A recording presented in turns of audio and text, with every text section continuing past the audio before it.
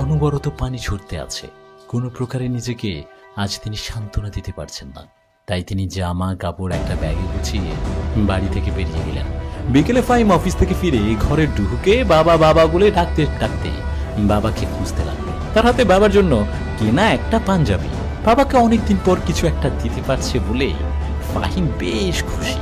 বাবাকে কোথাও না দেখে মন খারাপ করে ফাহিম তার স্ত্রীকে বলল, আচ্ছা বাবাকে দেখছি না, কোথায় উনি?